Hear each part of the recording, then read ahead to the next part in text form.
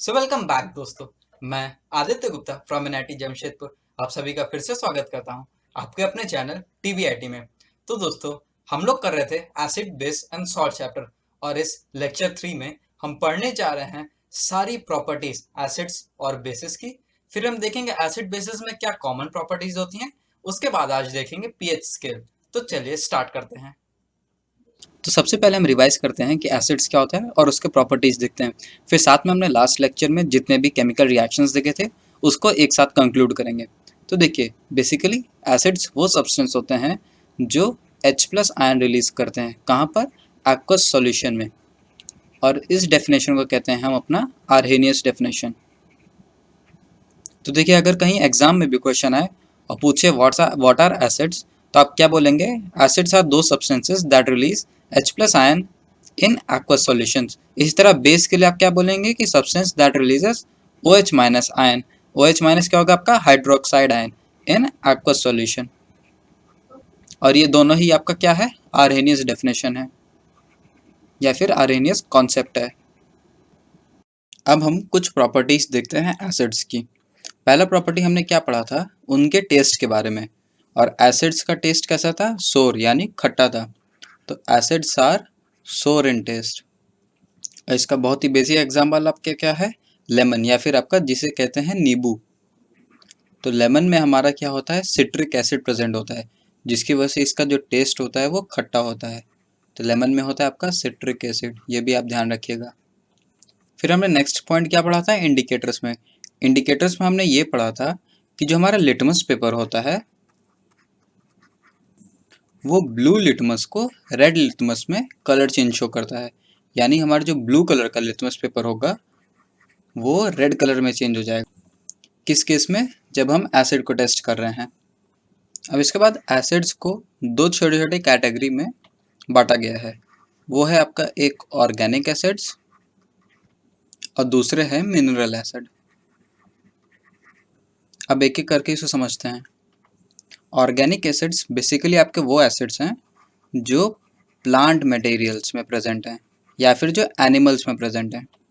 अब जैसा कि ये प्लांट मटेरियल्स और एनिमल्स में प्रेजेंट हैं, तो एक तरह से ये क्या हो गए? नेचुरली ऑकरिंग हो गए, क्योंकि जितने भी प्लांट्स हैं एनिमल्स ये सब नेचुरल हैं। तो हम इसको कह सकते हैं कि जो हमारे ऑर्गेनिक एसिड्स होते हैं वो नेचुरली ऑकरिंग होते हैं। ऑर्गेनिक एसिड्स का आपका एग्जाम्पल है एसिटिक एसिड, जिसका फॉर्मूला होता है CH3COOH। सिट्रिक एसिड, जैसे अभी हमने पढ़ा नींबू या फिर जो लेमन हमने बोला। फिर आता है आपका लैक्टिक एसिड। लैक्टिक एसिड भी आपका ऑर्गेनिक एसिड का एग्जांपल है। लैक्टिक एसिड कहाँ प्रेजेंट होता है? आपका दूध दही वगैरह में लैक्टिक एसिड होता है। फिर एक होता है ऑक्सैलिक एसिड, ये भी आपका ऑर्गेनिक एसिड्स में आते हैं। टार्टरिक एसिड और एक फॉर्मिक एसिड, ये सब हो गए आपके ऑर्गेनिक एसिड्स के एग्जाम्पल। अब देखिए दोस्तों, आप लोगों ने एग्जाम्पल्स तो देख ही लिया, पर साथ में अगर ये भी पता हो कि कहाँ कहाँ ये मिलते हैं तो उससे आपको काफ़ी आइडिया लग जाएगा। जैसे एसिटिक एसिड आप लोगों ने बहुत बार सुना होगा। ये होता है आपका क्या? बेसिकली CH3COOH, जिसको हम विनेगर वगैरह में पाते हैं या फिर जिसे आप सिरका कहते हैं हिंदी में। सिट्रिक एसिड हमने देख लिया नींबू में। लैक्टिक एसिड आपका दूध दही वगैरह में होता है। ऑक्सैलिक एसिड आपका टमाटर वगैरह में प्रेजेंट होता है। फिर आपके जो कच्चे अंगूर होते हैं उसमें टार्टरिक एसिड होता है। ये जो आपका टार्टरिक एसिड है वो पाया जाता है। और ये जो लास्ट में लिखा हुआ है फॉर्मिक एसिड, जिसको हम मिथेनोइक एसिड भी कहते हैं। देखिए, जो एसिटिक एसिड था इसको हम इथेनोइक एसिड कहते हैं, और ये जो फॉर्मिक एसिड है ये आपका मिथेनोइक एसिड होता है। और फॉर्मिक एसिड आपका कहाँ होता है? एंड स्टिंग में। कहाँ पर? एंड स्टिंग में। तो ये था आपका बेसिकली एक तरह से ऑर्गेनिक एसिड्स के प्रॉपर्टीज और एग्जांपल्स। अब देखते हैं मिनरल एसिड्स का। मिनरल एसिड जैसे नाम से ही पता चल रहा है, ये बनते हैं मिनरल्स ऑफ अर्थ से। हमारे अर्थ में जो भी मिनरल्स पाए जाते हैं उससे ये फॉर्म होते हैं। अब इसको जो है हम लोग प्रिपेयर करते हैं, और क्योंकि हम लोग इसे प्रिपेयर कर रहे हैं तो ये नेचुरली ऑकरिंग नहीं हुआ, ये क्या हो गया? मैन मेड हो गया। इसको हम लोग खुद से बना रहे हैं। तो मिनरल एसिड आपके मैन मेड एसिड्स हैं, और वहीं जो ऑर्गेनिक एसिड्स थे वो क्या थे? नेचुरली ऑकरिंग थे। अब आप अपने लैब में जितने भी एसिड्स पढ़ते हैं, जैसे हो गया आपका HCl hydrochloric acid, H2SO4 sulphuric acid, HNO3 जिसे हम नाइट्रिक एसिड कहते हैं, ये सभी जो है आपके मिनरल एसिड्स के ही एग्जाम्पल हैं। इसी में एक और आपका एग्जाम्पल है कार्बोनिक एसिड, ये भी आपका मिनरल एसिड्स में आ जाता है। अब देखिए जो हमने ऑर्गेनिक एसिड्स पढ़ा ना, ये बेसिकली वीक एसिड्स होते हैं। जितने भी ऑर्गेनिक एसिड्स हमने पढ़े ये सब वीक एसिड्स होते हैं, और वहीं पे जो मिनरल एसिड्स हैं ये सब स्ट्रॉन्ग एसिड्स होते हैं आपके। और मिनरल एसिड एक तरह से आपके जितने भी हैं सारे के सारे स्ट्रॉन्ग ही होते हैं। बस ये जो आपका कार्बोनिक एसिड देख रहे हैं ना, ये आपका वीक एसिड होता है। बाकी ऑलमोस्ट आपके सारे जितने भी मिनरल एसिड्स का एग्जाम्पल है सब बहुत ही स्ट्रॉन्ग होते हैं। और वहीं जितने भी ऑर्गेनिक एसिड है मैक्सिमम टू मैक्सिमम सब वीक होते हैं, कमज़ोर होते हैं एक तरह से। अब आपने बहुत बार सुना होगा कंसनट्रेटेड एंड डाइल्यूट एसिड्स। अब उसका मीनिंग समझते हैं क्या होता है। कंसनट्रेटेड एसिड बेसिकली आपके वो एसिड होते हैं जिनमें minimum possible amount of water होता है। क्या होता है? Minimum possible amount of water, यानी कम से कम पानी होता है इसमें। अब इस कंसनट्रेटेड एसिड को अगर हमें डाइल्यूट एसिड में बनाना है या फिर इस कंसनट्रेटेड एसिड का कंसनट्रेशन हमें कम करना है, तो हम क्या करते हैं, इसमें वाटर ऐड करते हैं। Add water. अब जैसे जैसे जितना भी इसमें पानी मिलाते जाएंगे धीरे धीरे जो हमारा कंसनट्रेटेड एसिड है ये किस में, हमारा डाइल्यूट एसिड में कन्वर्ट हो जाएगा। तो अब यहाँ से हमारा डाइल्यूट एसिड का क्या डेफिनेशन बन गया कि dilute acids are those acids, वो एसिड होते हैं जिनमें मच मोर वाटर होता है। Much more water. आपका कंसनट्रेटेड एसिड में क्या था, लीस्ट वाटर, मतलब कम से कम वाटर रखते हैं। लेकिन जो डाइल्यूट एसिड होता है उसमें ज़्यादा पानी होता है आपका। अब यहाँ पर बस आपको एक छोटा सा पॉइंट याद करना है कि अगर हम कंसनट्रेटेड से डाइल्यूट एसिड बना रहे हैं तो उसका तरीका क्या है। तो देखिए तरीका ये होता है कि आप एक बीकर में पानी लेंगे और उसमें आप एसिड को डालेंगे। इसका उल्टा आप स्टेप नहीं करेंगे। उल्टा स्टेप क्या कि पता चला आप एसिड ले लिए, कंसनट्रेटेड एसिड ले लिए और ऊपर से पानी डाल लें, ये तो आप बिल्कुल नहीं करेंगे। आपको क्या करना है कि आपको पानी लेना है लार्ज अमाउंट में, फिर क्या करेंगे आप उसमें अपना रिक्वायर्ड अमाउंट ऑफ एसिड डालेंगे, कंसनट्रेटेड एसिड। तो यहाँ पर जो ओवरऑल फॉर्म होगा ना ये आपका डाइल्यूट एसिड फॉर्म हो जाएगा। और ये होता है आपका डाइल्यूशन का मेथड, डाइल्यूशन का प्रॉपर तरीका। आप सोच रहे होंगे कि ये जो नीचे वाला केस है इसको क्यों नहीं करते हैं। तो देखिए इस केस में क्या होगा, अगर यहाँ आपका पूरा कंसनट्रेटेड एसिड भरा हुआ है, अब आप ऊपर से वाटर डाल रहे हैं, तो ये जो है हाईली एक्सोथर्मिक रिएक्शन हो जाएगा। और इतना ज़्यादा एक्सोथर्मिक होगा कि ये एक तरह से एक्सप्लोजिव रिएक्शन हो जाएगा आपका। किस टाइप का? Explosive reaction. इसीलिए आप ये जो सेकंड मेथड है इसको तो बिल्कुल अवॉइड करते हैं, ये तो करते ही नहीं है। अगर आपको डाइल्यूशन करना है तो आप वाटर लीजिए, ऊपर से आप जो एसिड है, जो कंसनट्रेटेड एसिड है, उसको ऐड करिए। और इसमें भी जब आप ऐड कर रहे हैं तो आप इसको धीरे धीरे चलाते रहिए किसी भी चीज़ से। आपके लैब में इक्विपमेंट्स होते हैं, कई सारे अपैरेटस होते हैं प्रॉपर, तो उससे क्या करते हैं, इसको ऐसे स्टिर करते रहते हैं, ऐसे चलाते रहते हैं और उसके बाद ऊपर से धीरे धीरे एसिड डालते हैं। तो इस तरह से आपका ये जो डाइल्यूट एसिड है वो फॉर्म हो जाता है। और कंसनट्रेटेड एसिड जो आपका है वो बहुत ही कम जगह यूज होता है, क्योंकि कंसनट्रेटेड एसिड आपका बहुत ज़्यादा हार्मफुल होता है। अब देखिए नेक्स्ट प्रॉपर्टी जो हम एसिड का पढ़ने जा रहे हैं वो ये है कि एसिड सॉल्यूशन कंडक्ट्स इलेक्ट्रिसिटी। जो हमारे एसिड के सॉल्यूशन हैं वो इलेक्ट्रिसिटी कंडक्ट करते हैं, यानी वो एज अ इलेक्ट्रोलाइट बिहेव करते हैं। अब देखिए इसका मीनिंग क्या है वो समझते हैं। हम क्या करते हैं, जब किसी एसिड को वाटर में मिलाते हैं तो हमको क्या मिलता है, एसिड का सॉल्यूशन मिलता है। अब एसिड के जितने भी सॉल्यूशन होते हैं वो इलेक्ट्रिसिटी कंडक्ट करते हैं। अब इलेक्ट्रिसिटी कंडक्ट करते हैं, इसका मीनिंग ये हुआ कि जो एसिड सॉल्यूशन है इसमें से अगर हम करंट को पास करें तो करंट फ्लो हो जाएगा इजीली। जैसे अगर हम यहाँ वायर ले लें और ये हमारा कोई एसिड सॉल्यूशन है और इस साइड में दूसरा वायर ले लें, तो अगर हम यहाँ से देखिए अगर सर्किट ऐसे कंप्लीट करते हैं, आप लोग ने फिजिक्स में पढ़ा ही होगा सर्किट वगैरह, तो क्या होता है, जैसे आपका यहाँ पर एसिड सॉल्यूशन डिजॉल्व है, मतलब एसिड और वाटर मिलाए हुए हैं, तो आपका जो सर्किट है ना ये कंप्लीट हो जाएगा। सर्किट कंप्लीट कैसे चेक करेंगे, यहाँ कोई आप बल्ब लगा देंगे तो क्या होगा, जैसे यहाँ से ये आपका पोटेंशियल आपने यहाँ अप्लाई किया, यहाँ करंट फ्लो होना शुरू हुआ। तो करंट क्या है, अगर देखिए ये आपका इलेक्ट्रिसिटी नहीं कंडक्ट कर रहा होता तो आपको ओपन सर्किट हो जाता है, क्योंकि एक वायर यहाँ है दूसरा वायर यहाँ है। पर जो हमारे एसिड सॉल्यूशन होते हैं वो इलेक्ट्रिसिटी कंडक्ट करते हैं, यानी उसमें इलेक्ट्रिक करंट जो है वो फ्लो हो जाता है ईजिली। तो यहाँ से आपका एक तरह सर्किट कंप्लीट हो जाता है और एसिड सॉल्यूशन जो है इलेक्ट्रिसिटी कंडक्ट करते हैं। अब यहाँ अंदर सॉल्यूशन में क्या चीज़ हो रहा है उसको हम डिटेल में देखते हैं। क्या होता है कि जैसे हम कोई बीकर लिए या फिर ये कोई कंटेनर हो गया आपका, अब इसमें हम एसिड और वाटर मिला रहे हैं। क्या मिला रहे हैं? Acid plus water. यहाँ पे डिजोल्व हो गया ये। अब इसके अंदर जो भी एसिड प्रेजेंट होता है वो ब्रेक हो जाता है। किसमें? आयंस में ब्रेक हो जाता है और यहीं से आरएनएस डेफिनेशन भी आती है। तो देखिए जो भी एसिड प्रेजेंट होगा, फॉर एग्जांपल जैसे हम HCl सपोज कर लेते हैं, हाइड्रोक्लोरिक एसिड हमने लिया, हाइड्रोक्लोरिक एसिड प्लस वाटर लिया।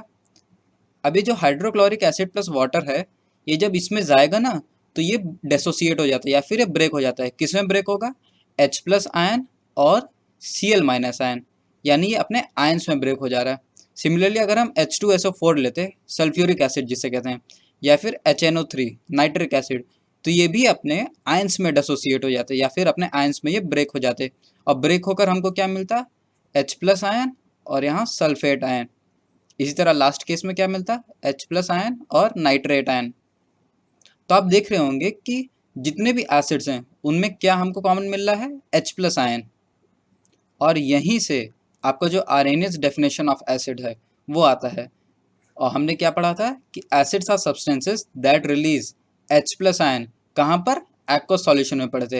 एक्वस सॉल्यूशन मतलब क्या हुआ? आप वाटर में डिजोल्व कर रहे हैं। तो ये डेफिनेशन यहीं से आई थी कि acids are substances that release H plus ion in aqueous solution.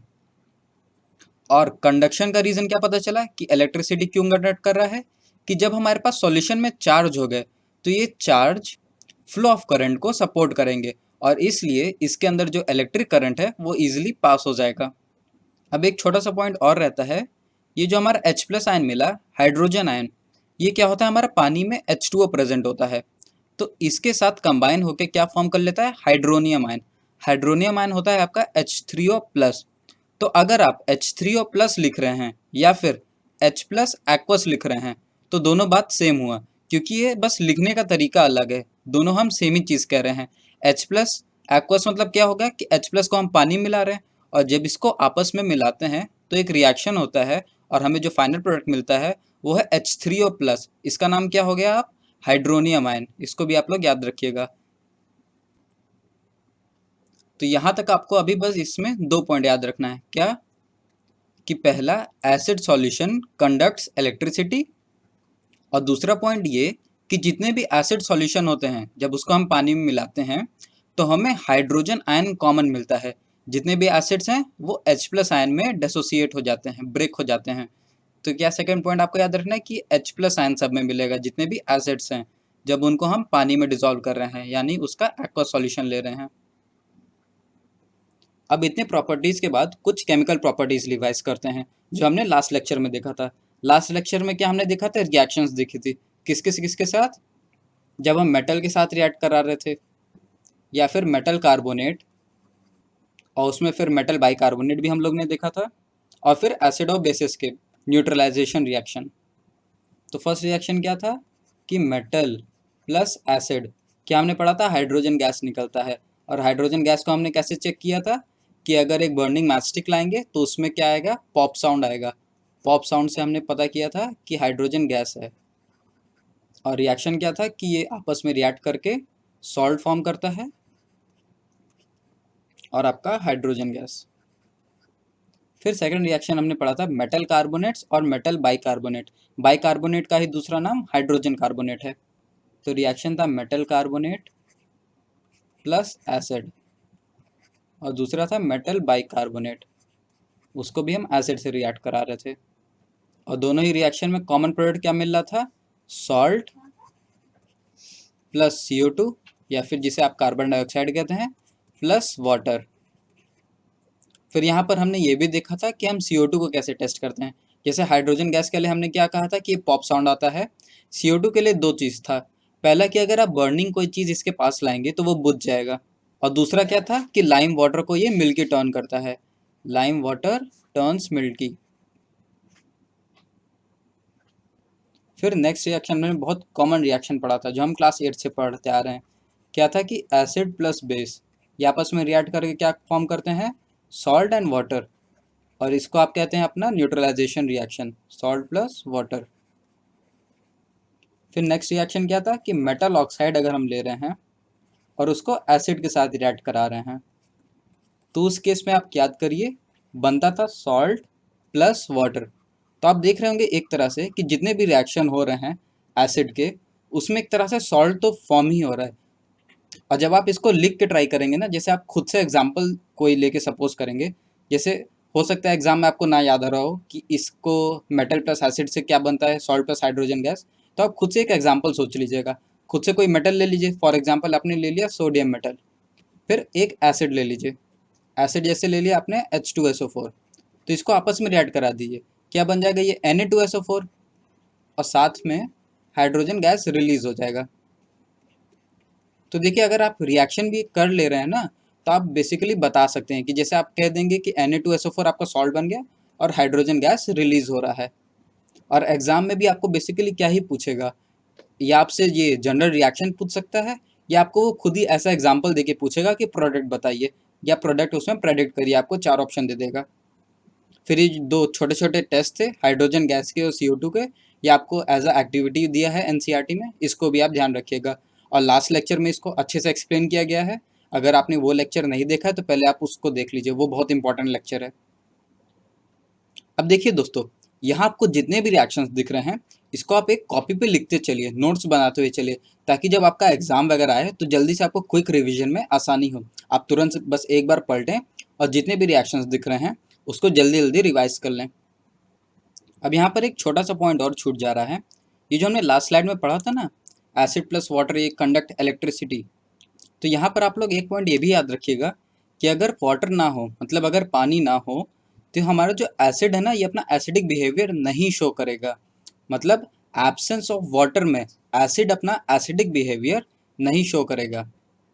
इसका मतलब हमारा जो एसिड है वो एसिड की तरह तभी बिहेव करेगा, एसिड की प्रॉपर्टीज तभी शो करेगा जब इसके पास वाटर है। और ऐसा हम क्यों कह रहे हैं, क्योंकि जब एसिड को हम वाटर में डालेंगे तभी H+ आयन या फिर जो हाइड्रोजन आयन है वो हमें मिलेगा। जब तक हम इसको वाटर में डिसॉल्व नहीं कर रहे हैं तब तक ये ऐसे डिसोसिएट या फिर ब्रेक नहीं होगा। और हमें ये भी पता है कि एसिड की जो भी प्रॉपर्टी आती है वो इस H+ आयन की वजह से आती है। तो इसलिए हम कह सकते हैं कि जो एसिडिक बिहेवियर है किसी भी एसिड का, वो एब्सेंस ऑफ वाटर में नहीं शो होगा। एसिडिक बिहेवियर तभी हमको दिखेगा जब उसको हम वाटर में डिसॉल्व करेंगे। अब इसके बाद आपके दो छोटे छोटे कॉन्सेप्ट और हैं, वो है स्ट्रॉन्ग एसिड और वीक एसिड के। अब उसको देखते हैं। स्ट्रॉन्ग एसिड या फिर वीक एसिड होना टोटली डिपेंड करता है डिग्री ऑफ आयनाइजेशन पे। अब अगर हम आयनाइजेशन का मीनिंग समझें तो सिंपल लैंग्वेज में आयनाइजेशन का मतलब होता है आयंस में ब्रेक होना।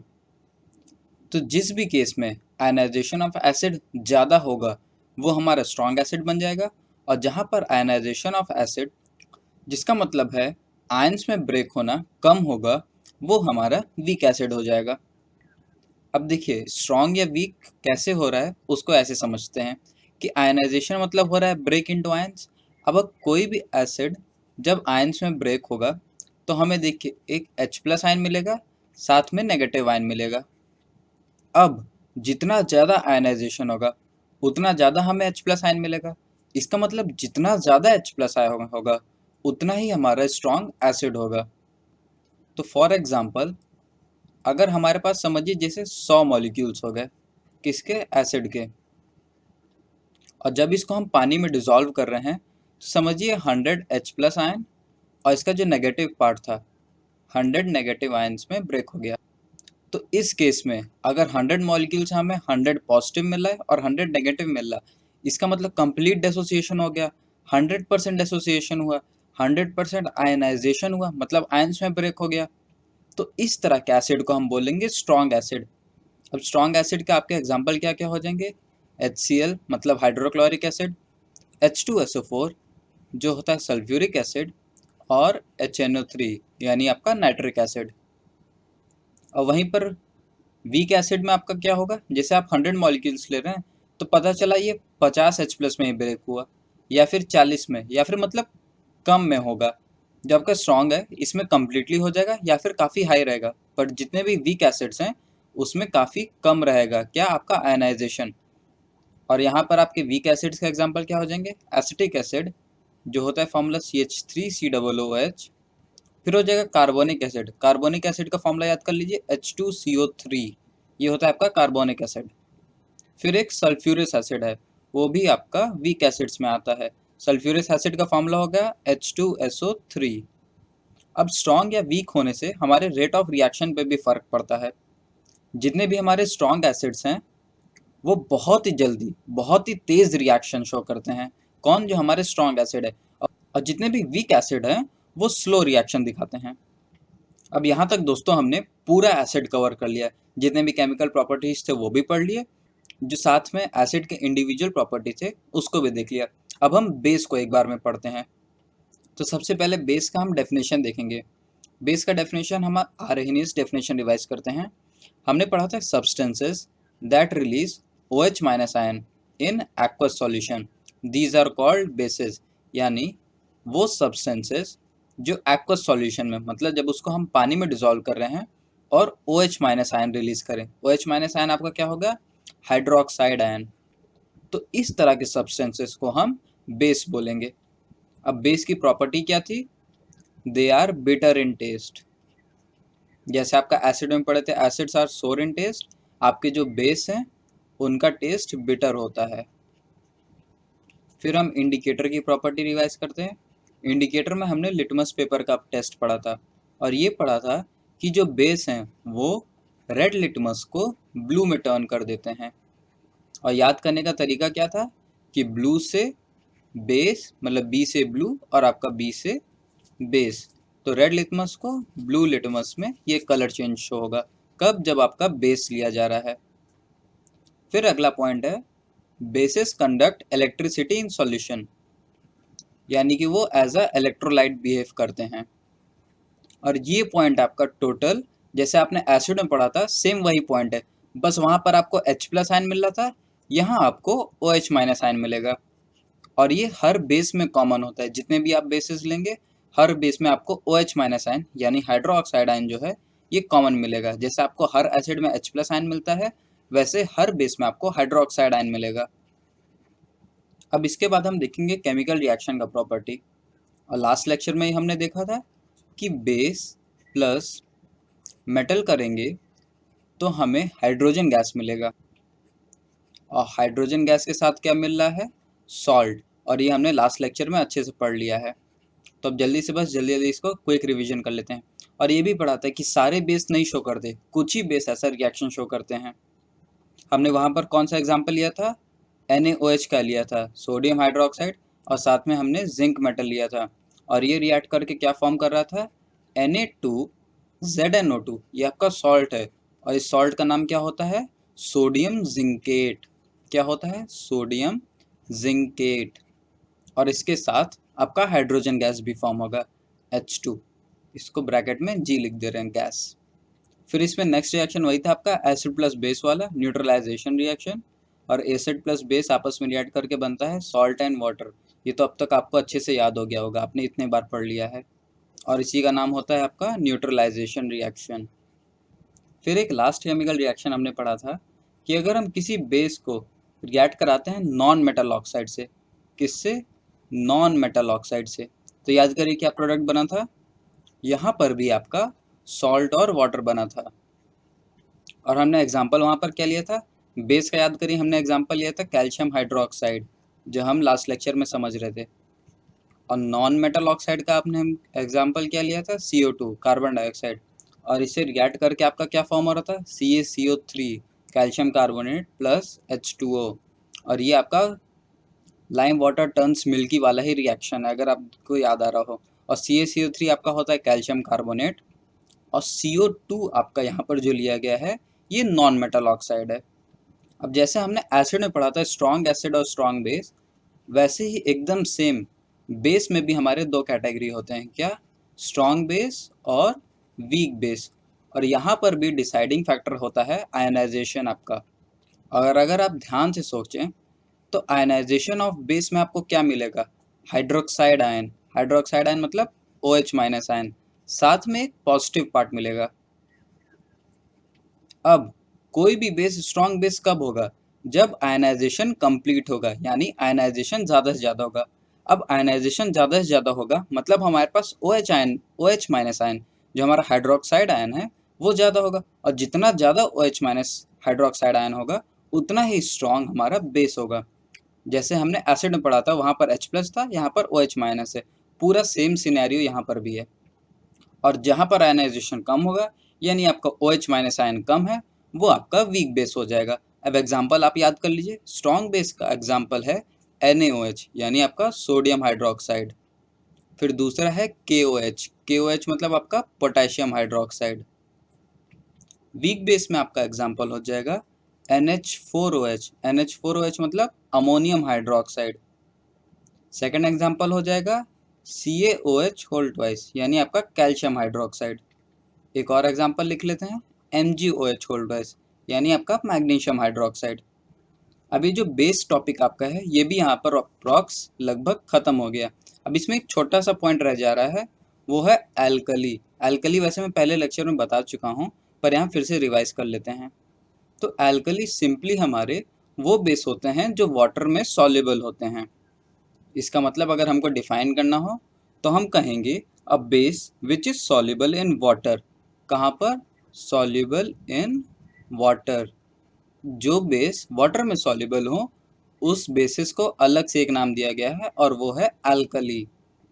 अब दोस्तों यहाँ तक हमने एसिड और बेस दोनों के ही सारे केमिकल रिएक्शंस देख लिए और साथ में सारी हमने प्रॉपर्टीज भी देख ली, फिजिकल प्रॉपर्टीज। अब नेक्स्ट वीडियो लेक्चर में हम पढ़ेंगे पीएच स्केल के बारे में। पीएच स्केल बेसिकली आपका स्ट्रेंथ ऑफ एसिड और बेस सॉल्यूशन बताता है। उसके बाद हम देखेंगे पीएच की इंपॉर्टेंस हमारी डेली लाइफ में, यानी हमारे रेगुलर लाइफ में, एवरीडे लाइफ में जो पीएच स्केल है उसकी क्या इंपॉर्टेंस है। तो यहाँ जितने भी आपने रिएक्शंस पढ़े हैं, जितने भी प्रॉपर्टी पढ़े हैं, उसको आप एक शॉर्ट नोट्स बना के पॉइंट्स में लिख लीजिए ताकि आपको क्विक रिविजन में हेल्प हो, आप जल्दी से इसको रिवाइज कर सकें।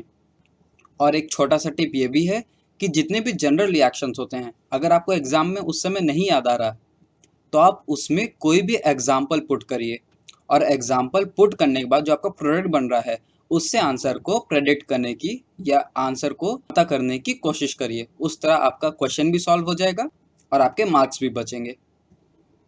तो दोस्तों मिलते हैं नेक्स्ट वीडियो में, तब तक के लिए ऑल द बेस्ट। जय हिंद।